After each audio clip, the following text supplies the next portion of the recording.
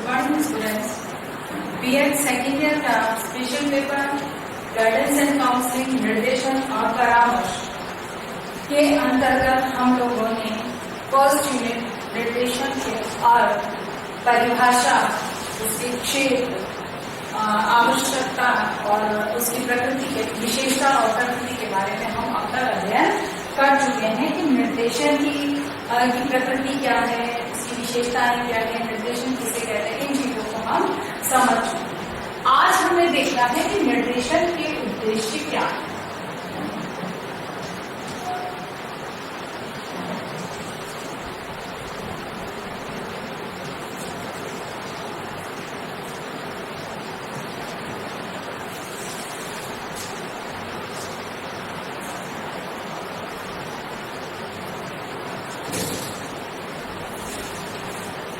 क्योंकि निर्देशन के उद्देश्यों के बारे में भी समझना बहुत जरूरी है, क्योंकि वर्तमान समय में निर्देशन की जहां तक बात आती है तो ये कहा जाता है कि जैसे जैसे मनोविज्ञान का विकास, चूंकि मनोविज्ञान किसी समय में एक दर्शन की एक शाखा मात्र हुआ करता था, यानी कि उसकी कोई एक यूनिट हुआ करता था, लेकिन जैसे जैसे मनोविज्ञान का अपना स्वतंत्र अस्तित्व स्थापित होने लगा और एक विषय के रूप में मान्यता प्राप्त हुई या उसे माना जाने लगा, तब से बालक के व्यवहार, उसके विकास और उसकी प्रगति के बारे में बहुत सारी अनुसंधान हुए, बहुत सारे शोध हुए, उनके बारे में बहुत सारी जानकारी को जुटाया गया। तो इसी उसके अंतर्गत निर्देशन भी एक महत्वपूर्ण पक्ष था कि निर्देशन क्या है, क्यों निर्देशन पहली बात तो कहाँ किसी जाता है और निर्देशन क्यों दिया जाना चाहिए। क्योंकि वर्तमान समय में एक समय था जबकि संयुक्त परिवार हुआ करते थे और इन्हीं संयुक्त परिवारों के बीच में रहते हुए बालक को निर्देशन स्वतः ही प्राप्त हो जाता था, क्योंकि संयुक्त परिवार में दादा, दादी, चाचा, चाची, बुआ, बहन,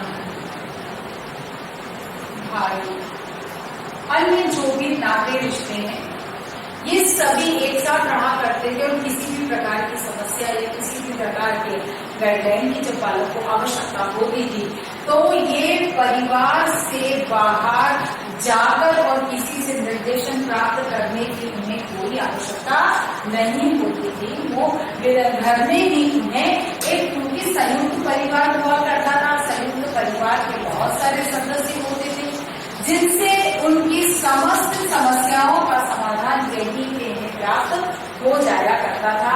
इसीलिए निर्देशन की तात्कालिक समय में बहुत विशेष आवश्यकता नहीं होती। अगर आज भी ये बात स्पष्ट है कि जहां पर संयुक्त परिवार है वहां पर बालकों के एक निर्देशन का अलग तरीका आवश्यकता है। सामान्य तरह से जो आम बालकों पर उस तरह की निर्देशन की आवश्यकता बालकों को नहीं पड़ती है। इसीलिए मनोविज्ञान ने इस बात को अनुभव किया कि परिवार जो है वो संयुक्त परिवारों से विघटित होकर और एकल परिवारों के रूप में अपना अस्तित्व बनाते चले जा रहे हैं और ऐसे में भी एकल परिवार में भी माता और पिता दोनों का कार्यरत होना, यानी कि दोनों की कार्यरत है, यानी कि दोनों नौकरी करते हैं, ऐसे में बालक को निर्देशन की आवश्यकता होगी। निर्देशन कहाँ से मिलेगा कि जब भी किसी गाइडलाइन की उनकी जरूरत होती है उस समय माता पिता उनके पास उपलब्ध नहीं होते हैं। तो ऐसे में ये समस्त उत्तरदायित्व है वो किसके ऊपर आ जाता है, विद्यालय। जब ये दोनों कंडीशंस नहीं होती है तब ये उत्तरदायित्व किसके आ जाता है, विद्यालय। यानी कि विद्यालय का उत्तरदायित्व होता है कि वो बालकों को उचित निर्देशन प्रदान करे। अब विद्यालय में जब बात आती है तो यहाँ पर हमने इसके अर्थ, उसकी प्रकृति, आवश्यकता, विशेषता आदि को हमने देखा। अब इस आधार पर हम देखते हैं कि निर्देशन के उद्देश्य क्या है। तो कि एक जब विद्यालय में उत्तरदायित्व बढ़ता है तो विद्यालय में निर्देशन का कार्य एक अध्यापक के द्वारा किया जाता है, जो कि आप एक भावी अध्यापक हैं। तो आप लोगों को पता होना चाहिए कि निर्देशन के उद्देश्य क्या होते हैं, क्योंकि आपको जब तक निर्देशन की महत्ता के बारे में जानकारी नहीं होगी तो आप बालकों को एक आम जो एक समस्या विद्यालयों में देखने को मिलती है कि बालक, फॉर एग्जाम्पल, कि बालक जब विद्यालय में कोई लिखित कार्य कराया जा रहा है,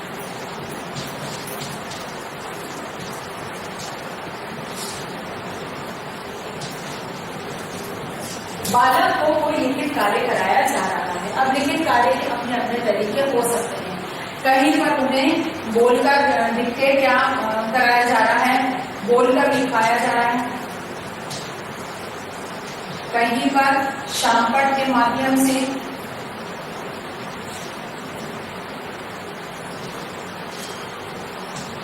शामपट के माध्यम से, कहीं पर किसी अन्य की पुस्तक या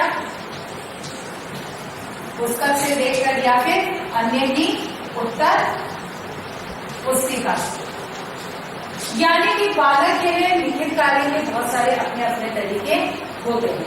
अब समझने की बात क्या है यहाँ पर कि जब शामपट यानी कि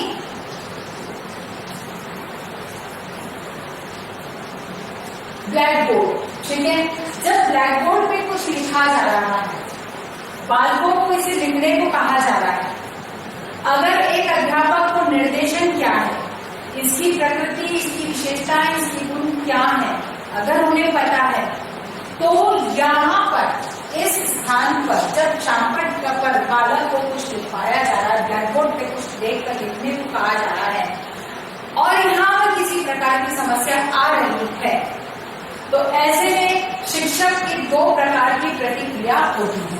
एक तो आलोचना करता है, वो बालक की आलोचना करता है, या फिर उसकी समस्या को जानने की कोशिश करता है, ठीक है। यानी कि यहाँ पर शिक्षक की दो प्रकार की गतिविधियां होती है। जब शामपट पर बालक से कोई कार्य करवाया, शामपट के माध्यम से बालक को लिखने को कहा, तो यहाँ पर अध्यापक की दो प्रकार की गतिविधियां हैं। कौन कौन सी? पहला, आलोचना, उसने कार्य नहीं करा, तुम लिखना नहीं चाहते हो, तुम आलसी हो, तुमको देखकर दूसरे बच्चों को डिस्टर्ब करने में मजा आता है। यानी कि इस तरह की बहुत सारी आलोचनाओं का सामना बालक को करना पड़ता है, क्योंकि शिक्षक की सोच यही है कि बालक यहाँ से देखकर उत्तर पुस्तिका में नहीं लिख रहा है, इसका मतलब वह कार्य नहीं करना चाह रहा है, इसीलिए वह नहीं लिख रहा, ठीक है। अब दूसरी प्रतिक्रिया जो आती है वो, यानी कि दूसरे प्रकार का जो शिक्षक है, वह बालक की समस्या को जानने का प्रयास करता है। अब आप कहेंगे कि शिक्षक तो वही है, दोनों की प्रतिक्रियाओं में अंतर क्यों है? तो शिक्षक एक आलोचना करता है, शिक्षक दो उसकी समस्या को समझने का प्रयास करता है। इसके पीछे कारण कि शिक्षक को अगर निर्देशन की आवश्यकता,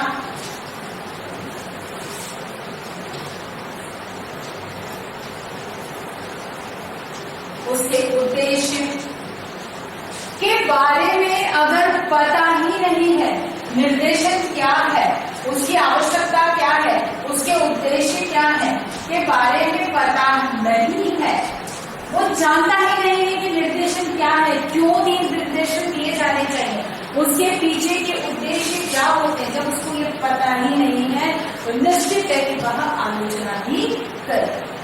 और दूसरा शिक्षक, नंबर 2 शिक्षक जो है, वो समस्या को समझने का प्रयास करता है। क्यों?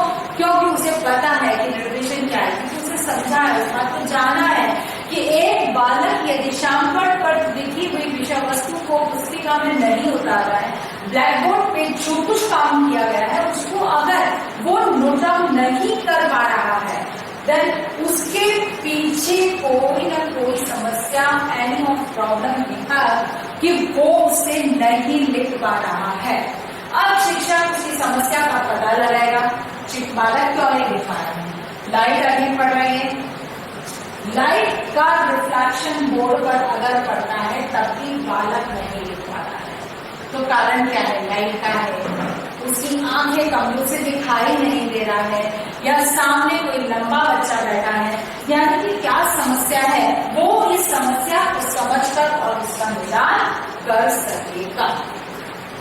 फिर यहाँ पे आप कहेंगे मैडम 2-3 और एग्जाम्पल दिए हैं आपके, तो लिखित कार्य में जैसे कि बोलकर दिखाया जा रहा है तो बालक सुनकर शब्दों को नहीं समझ पा रहा है, शब्दों को समझ नहीं पा रहा है। जब शब्द समझ में नहीं आएगा तो वो लिखेगा कैसे? तो यहाँ पर ये शिक्षक बालक की समस्या को जानने का प्रयास करेगा। नंबर 1 आलोचना नहीं करेगा, नंबर 2 उसकी समस्या का समाधान ढूंढने की कोशिश करेगा, समस्या को समझने की कोशिश करेगा। फिर उत्तर पुस्तिका या उसमें से देखकर लिखने की बात आती है तो पुस्तक में से या उत्तर पुस्तिका में से, तो उत्तर पुस्तिका में से हो सकता है कि राइटिंग समझ में ना आ रही हो, या फिर उसके पास में पेन अवेलेबल ना हो, उसकी कॉपी भर गई हो, कोई भी कारण हो सकता है, उसको पास से दिखाई नहीं दे रहा है, एनीवन, कोई भी कारण maybe possible, so many causes is there कि वहां को क्या कारण है उसको समझेगा। अगर शिक्षक को निर्देशन के बारे में ABCD भी पता नहीं है तो वो केवल आलोचना ही करेगा, और यदि उसको पता है, वो अच्छे से जानता है, तो वो उसकी समस्या को जानेगा, समाधान करेगा और उसको आगे बढ़ने में सहयोग करेगा। तो निर्देशन का उद्देश्य क्या होता है? क्योंकि एक शिक्षक को जब हम बार बार कहते हैं कि आपको बच्चों को समय समय पर निर्देशन देने चाहिए, और निर्देशन में एक बात और भी स्पष्ट कर दूं कि शिक्षण प्रक्रिया और शिक्षण और निर्देशन ये दोनों भी लगभग एक जैसे। शिक्षण में भी निर्देशन की क्रिया को काम में लाया जाता है। यह शिक्षा के समतुल्य हो सकती है, क्योंकि जब शिक्षा को बात को सिखाना चाह रहा है, बालक को किसी प्रकार का अधिगम कराना चाह रहा है, तो वो निर्देशन का सहारा ले सकता है। इसीलिए शिक्षा को निर्देशन के उद्देश्यों का पता होना बहुत अनिवार्य है। अब निर्देशन के उद्देश्य क्या है?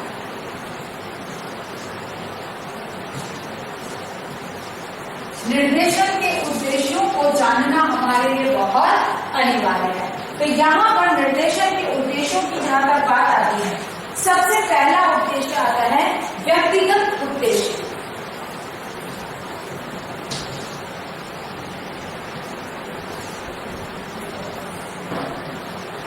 व्यक्तिगत उद्देश्य। अब आप यहाँ पर ये चीज स्पष्ट जान सकते हैं, समझ सकते हैं कि व्यक्तिगत उद्देश्य यानी कि किसी व्यक्ति विशेष को उसकी व्यक्तिगत आवश्यकताओं की पूर्ति के लिए जो निर्देशन प्रदान किया जाएगा उसे व्यक्तिगत निर्देशन कहा जाता है। अब व्यक्तिगत निर्देशन के लिए क्या क्या आवश्यकता, यानी कि व्यक्तिगत निर्देशन के भी अपने उद्देश्य होते हैं कि ये नहीं कि केवल एक बालक की समस्या का समाधान करने के लिए उसी उद्देश्य से निर्देशन किया जाता है, ऐसा नहीं है। पहली चीज इसके अंतर्गत आती है बालक का विकास।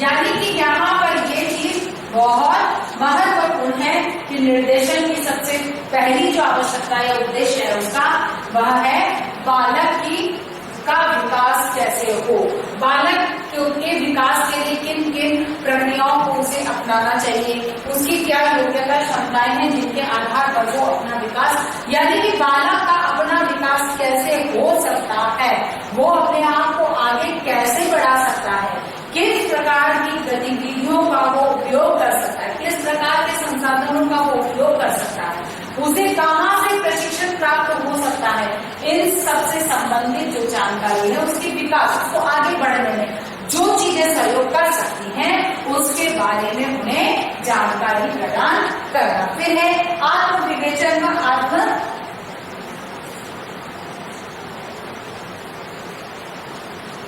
आत्म विवेचन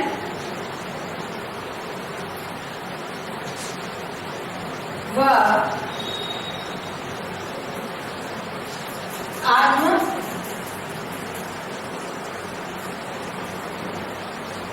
आत्मज्ञान।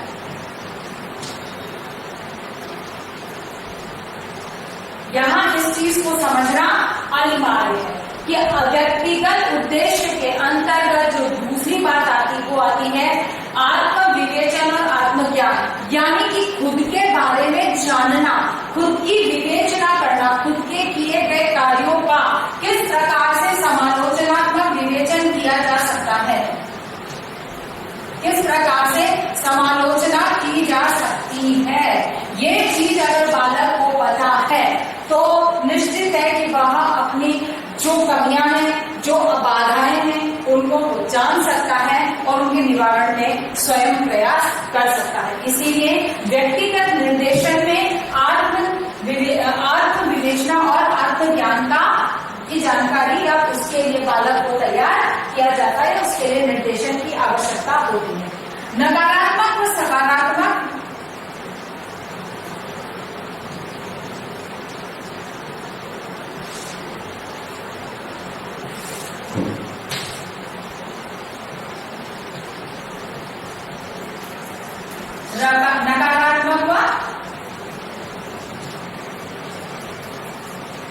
नकारात्मक व सकारात्मक पक्षों को जानना, यानी कि अपने विकास के कौन से ऐसे पक्ष हैं जो नकारात्मक दिशा में उसके बढ़ रहे हैं और ऐसे कौन से पक्ष हैं जो सकारात्मक दिशा में बढ़ रहे हैं। यानी कि उसे इस बात की जानकारी होना या उसे इस बात का निर्देशन देना कि कौन सा ऐसे कार्य करने से तुम नकारात्मक दिशा की तरफ से तुम्हारे व्यक्तित्व का नकारात्मक विकास होगा और कौन से ऐसे कार्य गुण हैं, प्रवृत्तियां हैं, आपकी व्यवस्थाएं, आपकी सोच, चिंतन है जो कि आपको सकारात्मक दिशा की तरफ लेके जाएगी और जो कि नकारात्मक दिशा की तरफ लेके जाएगी वह आपके विकास में बाधा उत्पन्न करेगी। अब बालक को इस बाधा का भी पता होना चाहिए कि कौन सी ऐसी चीज है जो मेरे विकास में बाधा उत्पन्न कर रही है। तो इस बाधा के लिए नकारात्मकता जो है, चाहे वो उसकी सोच है कि मैं ये कार्य कर ही नहीं सकता।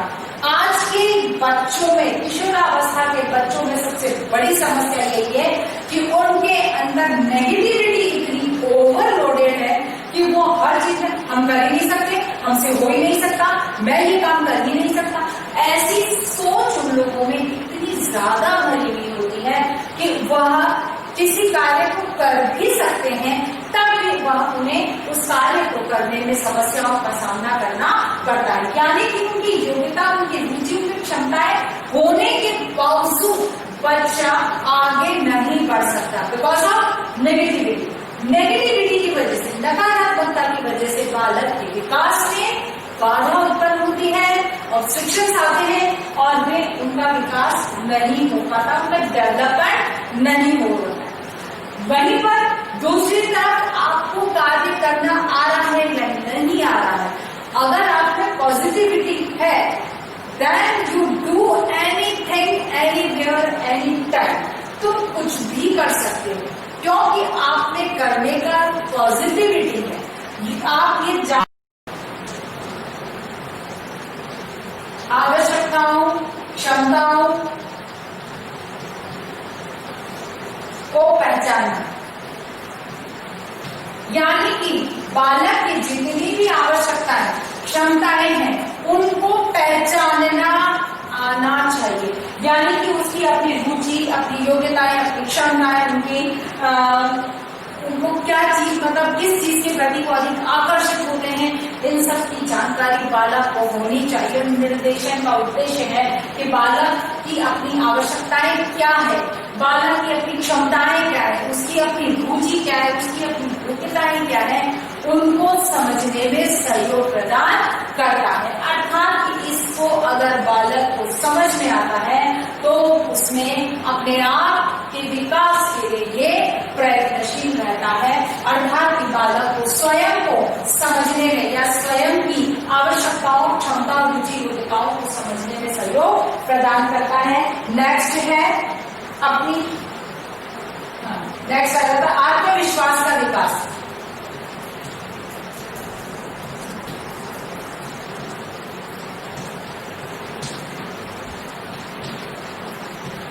आत्मविश्वास का विकास, यानी कि बालक में आत्मविश्वास का विकास कैसे किया जा सकता है, बालक में आत्मविश्वास कैसे आएगा। फॉर एग्जाम्पल, उसको लगता है कि मैं एग्जाम में बहुत अच्छा नहीं कर पाऊंगा। एक कुछ बच्चों में होता है पेपर फोबिया, एग्जाम फोबिया। उस एग्जाम फोबिया के पीछे कारण क्या है? कोई बहुत बीमारी नहीं है या कहीं से कुछ ठोका गया हुआ नहीं होता है, वो केवल आपके आत्मविश्वास की कमी होती है। इसी वजह से आप में ये कहा जाए कि आप में एग्जाम फोबिया आने लगता है कि एग्जाम आया नहीं कि आपको बुखार आने लगता है, आप घबराने लगते हैं, आपको बहुत सारी प्रॉब्लम्स आने लगती हैं। उसके पीछे कारण क्या है? कॉन्फिडेंस नहीं है। Why you have not confidence? Because आप पे कॉन्फिडेंस क्यों नहीं है? क्योंकि आप जो प्रिपरेशन करते हैं उस कंप्लीट प्रिपरेशन, पूरी तैयारी को आप इस नेगेटिव थिंकिंग के माध्यम से करते हैं। यानी कि नेगेटिव थिंकिंग, नकारात्मक सोच को लेकर आप चलते हैं और उसके आधार पर अपनी प्रिपरेशन करते हैं। यानी कि याद होगा कि नहीं, मैंने याद तो कर लिया, पता नहीं मैं याद रहेगा कि नहीं। जब पहले ही आपने सोचा बात खत्म, मानकर चलिए फिर आपको कुछ भी याद होने वाला नहीं है। याद आते हुए भी लगेगा यार गलत तो नहीं, क्योंकि आप पहले से इस बात को लेकर चल रहे हैं कि मेरे को याद रहेगा कि रहेगा नहीं, बहुत मुश्किल हो जाएगी, मेरे को याद नहीं होता। ये चीज तो भले ही याद, लेकिन एग्जाम के टाइम पे सही पॉइंट याद आ रहा है, लेकिन क्या होता है? कॉन्फिडेंस नहीं। अरे इसका किसी होता है, मैं लिख पा सही लिख रहा हूँ या गलत लिख रहा हूँ, इसकी जो कॉन्फिडेंस लूज आप कर लेते हो उसी का परिणाम होता है कि आपने एग्जाम फोबिया, परीक्षा के दिनों में एक भय, डर जो आता है उसके पीछे कारण यही होता है। तो निर्देशन का कार्य है, यह उद्देश्य होता है कि बालक में व्यक्तिगत रूप से आत्मविश्वास का विकास किया जाए। उसमें कॉन्फिडेंस कैसे आ सकता है, उसको कॉन्फिडेंस के लिए किन किन साधनों का उपयोग करना चाहिए, किस प्रकार की उसे तैयारी करनी चाहिए, किस प्रकार से उसने अपने कॉन्फिडेंस को गेन करने के लिए कौन कौन से कार्य उसे करने चाहिए, इसके लिए बालक को निर्देशन प्रदान किया जाता है। यानी कि व्यक्तिगत निर्देशन में बालक के खुद के विकास की प्रयास किए जाते हैं, यानी कि उसके लिए उसे निर्देशन प्रदान किया जाता है। उसमें आत्म विवेचना और आत्मज्ञान के बारे में खुद की विवेचना अगर नहीं करते हो तो सही दिशा में नहीं बढ़, क्योंकि आलोचना सुनना, खुद की आलोचना करना हर किसी के बस की बात नहीं है। यानी कि वो खुद को समझने के लिए, ये तो एग्जाम्पल है कि आलोचना, विवेचना के लिए आवश्यक है कि खुद को समझने के लिए खुद के कार्य, खुद की सोच की पूरी विवेचना की जाए कि क्या सही और क्या गलत, नकारात्मक और सकारात्मक, नेगेटिव और पॉजिटिविटी को क्या परिणाम होते हैं, इसके लिए क्या प्रयास किए जाने चाहिए। फिर आवश्यकताओं, क्षमता, रुचि, योग्यताओं को समझने में, यानी कि बालक को स्वयं को समझने में सहयोग। और नेक्स्ट आ जाता है आत्मविश्वास, कि उसमें कॉन्फिडेंस कैसे लाया जाए। अगला जो यहाँ पर आपका आता है समाज से संबंधित उद्देश्य, सामाजिक उद्देश्य।